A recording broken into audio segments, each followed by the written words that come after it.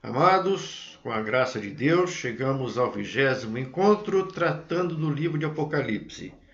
Lembrando que neste momento os selos estão sendo abertos, não o livro. O livro ainda está fechado, apenas os selos estão sendo abertos. E eu posso entender, que o primeiro selo libertou o sistema do anticristo. Isso, o primeiro ser vivente, que se assemelha a um leão, mas não é um leão, disse para João, vem. E João viu quando Jesus Cristo quebrou o selo e saiu um cavaleiro montado num cavalo branco que se assemelha a Cristo, mas não é o Cristo. É o sistema do anticristo que começa a imperar, onde começa a ser jogado o joio onde foi plantado a boa semente. Ou você duvida que esse mundo não jaz no maligno? Esse mundo jaz no maligno. Então o sistema do anticristo está aqui entre nós, atrapalhando a pregação do evangelho, a propagação das boas novas. O segundo selo liberou, na minha humilde opinião, a reação do evangelho, a reação que o evangelho provoca. O segundo ser vivente é semelhante ao novilho.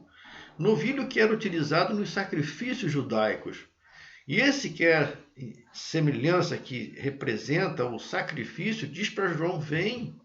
E vai mostrar para João quando Jesus Cristo quebra o segundo selo e um cavalo vermelho. Um cavalo vermelho com poder para tirar a paz da terra.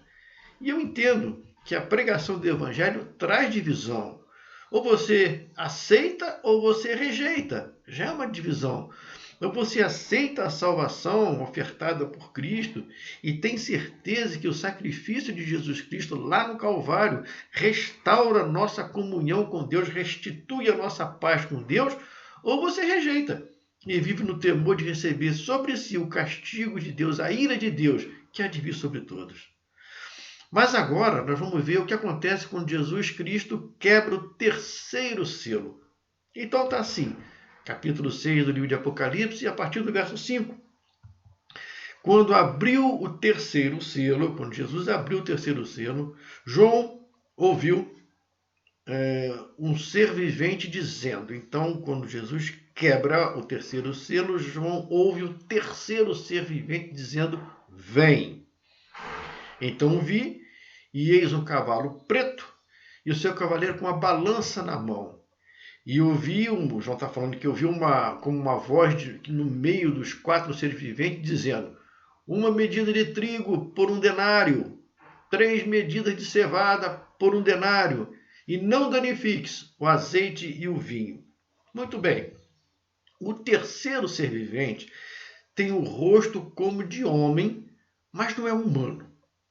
Ele representa, o homem representa as ações humanas. Então, nos dá a entender que são representações das ações humanas. A voz que João ouve vem do meio dos seres viventes, não vem da terra. Está vindo no meio dos seres viventes, porque naquele momento, onde está acontecendo, na terra, ainda havia a abundância de trigo e de cevada. E eles estão dizendo, uma medida de trigo por 1 denário, 3 medidas de cevada por 1 denário. Ou seja, o preço ficará exorbitante. Então, as vozes que vêm dos seres viventes dá a entender que agora com a saída desse cavalo preto e seu cavaleiro com a balança na mão, vai trazer uma escassez tão grande que os preços ficarão exorbitantes. Vai faltar comida. E tem mais. A voz diz, não danifiques o azeite e o vinho. Nos dias de João, trigo e cevada eram consumidos por todos. Mas azeite e vinho eram só dos mais abastardos. Então, trigo e cevada era uma comida popular, mas o azeite e o vinho era uma coisa mais requintada. Então, você pode deduzir que a ação deste cavaleiro trará fome para os menos favorecidos, mas não para os mais abastardos. Você pode pensar assim, porque está dizendo, não danifiques o azeite e o vinho. Entretanto, Entretanto, azeite e vinho podem muito bem representar a nação de Israel. O azeite era usado para ungir tudo que era consagrado a Deus. Pega o livro de Gênesis, capítulo 30, a partir do 22, você vai ver Deus instruindo a Moisés sobre a utilização do óleo. Está lá, toma das mais excelentes especiarias e do azeite. A partir do versículo 26 diz assim: disto farás o óleo sagrado para a unção. Com ele ungirás a tenda da congregação, a arca do testemunho, a mesa com seus utensílios, o candelabro, o altar do incenso, o altar do holocausto, Arão e seus filhos. Então ali está dizendo tudo que devia ser ungido com esse óleo. No versículo 31 ele diz assim: dirás aos filhos de Israel, este será o óleo sagrado da unção nas vossas gerações. Presta atenção agora no versículo 32. Não se ungirá com ele o corpo de homem que não seja sacerdote. Nem fareis outro semelhante da mesma composição. É santo, e santo será para vós outros. Versículo 33.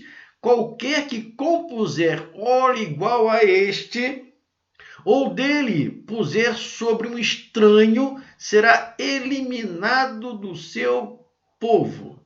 Isso é um alerta. Um alerta para quem hoje, na nossa geração, está fazendo uso de óleo para unção. Cuidado. Tem aqui uma certa restrição. Mas com relação ao vinho, o Senhor Jesus Cristo mesmo disse: eu sou a videira verdadeira e meu pai é o agricultor. Esse mesmo João que escreve o Apocalipse, escreve no Evangelho, capítulo 15, as palavras de Jesus dizendo: eu sou a videira verdadeira, meu pai é o agricultor. Então o azeite e o vinho representam sim a ação de Israel, a nação de Israel. Posso pensar. Então posso entender que esse cavaleiro montado em um cavalo preto que traz a fome, mas eu posso entender também que o povo de Deus, representado pelo azeite e pelo vinho, vai ser poupado. Ele colocou: não danifiques o azeite e o vinho. Do mesmo jeito que o Senhor permitiu que Satanás tirasse de Jó todas as coisas, menos a sua vida, eu posso entender que a fome virá sobre todos, menos para o povo de Deus. O povo de Deus, representado aqui pelo azeite e pelo vinho. Veja bem, o cavalo branco veio para tentar tomar o lugar de Cristo. Ele veio para substituir a Cristo de modo errado. O cavalo vermelho veio para tirar a paz da terra, para tirar a paz. E o cavalo preto, em função das ações dos próprios seres humanos, em função das ações dos homens, essa consequência traz a fome. João viu o cavalo preto e o seu cavaleiro tinha uma balança na mão. Os seres viventes que estavam por ali é que alertavam sobre a escassez que virá. Falam de fome, fome em todo o mundo. A ação do homem, sua ganância e avareza, o seu desrespeito ao meio ambiente, estão pouco a pouco acabando com os recursos naturais desse planeta. Já parou para pensar no tamanho de poluição que há no ar, fruto da queima de gases, de combustíveis fósseis, em função das inúmeras fábricas que produzem 24 horas por dia, sem se preocupar com o que está saindo pela chaminé? A poluição do ar, como está sendo cada vez mais acentuada nas grandes metrópoles, nas megalópolis. A poluição do solo, como o solo está cada vez mais sofrendo com a depredação, a degradação. E as águas, a poluição das nossas águas. Se hoje você plantar, mas não usar um fertilizante artificial, dificilmente você vai conseguir colher. O solo está degenerado. As águas estão cada vez mais impuras. Nós mesmos estamos montados neste cavalo preto. Vou repetir. Nós mesmos somos os cavaleiros desse cavalo preto. Nós mesmos que andamos com a balança na mão e estamos preocupados com os nossos próprios interesses. Estamos acabando com tudo, mas os nossos interesses têm que prevalecer. Você quer ver um exemplo? Você separa o lixo da sua casa? Você separa o que pode ser reutilizado do que não pode ser reutilizado? E se você separa, você tem certeza que a destinação desse resíduo é correta? Está sendo realmente colocado nos seus devidos lugares? O seu detergente, o seu sabonete, o seu shampoo são biodegradáveis? Ou isso aí não é problema seu? O problema é manter seu cabelo bonito, sua pele sedosa, sua louça brilhando. Se aquilo ali vai prejudicar o meio ambiente ou não, isso não é problema seu. Eu vou contar para vocês um pouquinho da minha experiência. Eu sou valenciano, nasci aqui em Valência, e quando estava com meus 16 anos, eu saí para o colégio militar, fui ser militar. E vivi minha vida toda em função da Força Aérea Brasileira. Até que chegou o momento de sair, entreguei. Voltei para Valência trazendo minha esposa e meu filho. Aí peguei meu filho, um garoto de 18 anos, falei, Jorginho, vem comigo, eu vou te mostrar o lugar onde eu tomava banho nos rios, tomava banho e pescava quando tinha a sua idade. Aí quando eu cheguei lá, era uma água suja, uma vala negra, uma água nojenta, sem sinal de vida alguma ali. Não, vou te levar num outro local, uma cachoeira que tinha aqui, linda, uma cachoeira que eu costumava ir, passava minhas tardes de sábado naquela cachoeira. Quando cheguei lá, não tem mais água na cachoeira, é um filete d'água, não tem mais aquele volume de água que tinha antigamente. Nessas minhas andanças, como controlador de voo que fui, eu fui trabalhar numa cidade que você tinha uma torre de controle, do lado você tinha a pista de pouso e decolagem, do outro lado você tinha um riozinho perene.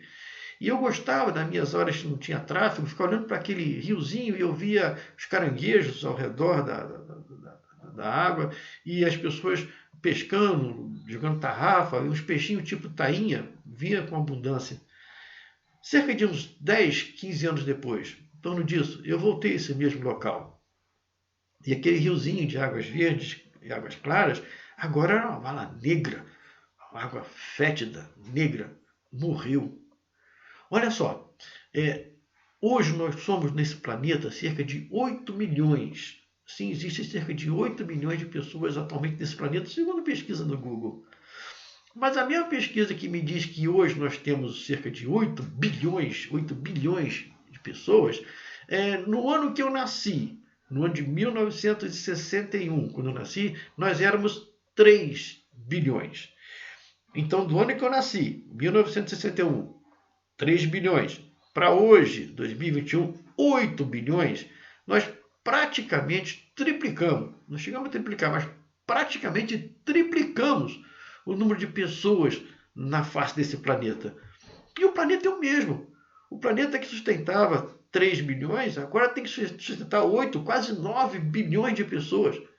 Nosso planeta é o mesmo. Mas os nossos interesses, não. Nosso interesse tem que estar acima de tudo. Nosso interesse não nos permite cuidar desse planeta com a seriedade que ele precisa, com a seriedade devida.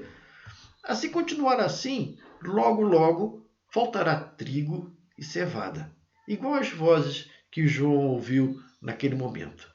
Trigo e cevada vai ficar tão caro, a comida vai ficar tão cara, preços exorbitantes, que os seres estavam lá alertando. Muitos já montaram nesse cavalo preto e não querem apiar deles. Está na zona de conforto, estou bem, estou abastado, estou cada vez mais rico, cada vez mais próspero, e eu vou me preocupar com poluição, preocupar com solo, com água, com ar? Essas pessoas estão galopando nesses cavalos com a balança na mão e só me interessa aquilo que eu puder fazer ao meu favor. Aquilo que pender na balança a meu favor, é isso que eu quero. O resto não me importa. O resto deixa para a geração futura. Lá no futuro eles resolvem esse problema que eu estou criando aqui e agora. Esse é o cavalo preto, que está aí para trazer daqui a pouquinho preços caros para pouca comida que vai ficar nesse planeta. Eu penso assim, eu posso pensar assim, mesmo porque se eu entrar hoje nos meus mercados aqui em Valença, eu vou ter cada vez mais a confirmação do que eu estou falando. Fiquem todos com Deus, eu vou parando por aqui, se Deus nos permitir, logo voltaremos com o último cavalo. Fiquem todos na paz.